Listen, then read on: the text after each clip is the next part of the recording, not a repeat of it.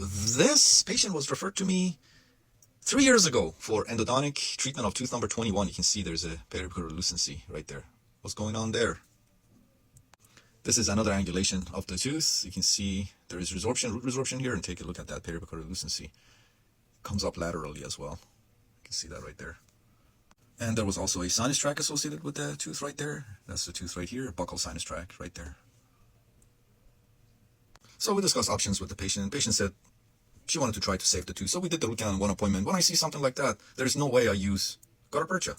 I know that gutta percha will not seal this canal properly with this type of resorption. So my plan is always to go ahead and use MTA. If placing MTA is possible, I use MTA. And here's the date, as you can see, 6/10/2020. And this is immediately after we did the root canal. Again, placed MTA here. We did this in one appointment. I got a gap here. Is that going to cause endodontic failure, this gap? And by the way, I filled the entire canal with MTA, and there's a gap in MTA. And here's the date, as you can see, 3 years ago, when we did this root canal in one appointment. And again, this whole thing is MTA, and there's a gap here. And there's some MTA extrusion. Is MTA extrusion going to cause endodontic failure? Is this gap here between MTA going to cause endodontic failure? Is one appointment root canal, we did this root canal in one appointment versus multiple appointments, is one appointment root canal treatment going to cause endodontic failure? Let's see. Again, here's the date when we did the root canal 3 years ago. And this was just now.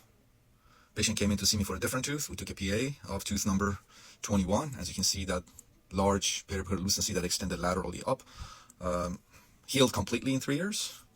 Okay, so 3 years post-op of tooth number 21. You can see this was just now today. And this is intraorally today. As you can see, the sinus tract is healed completely as well. And, oh, where's the date? Right here. So, 3 years post-op of tooth number 21. 3 years ago, pre-op, you can see the large periapical lucency right there. And today. Zoom out. Pre-op 3 years ago, today. So, gap in the filling material doesn't cause endodontic failure. If you extrude MTA, doesn't cause endodontic failure. One appointment versus multiple appointments. We did this root canal in one appointment. Doesn't affect the outcome.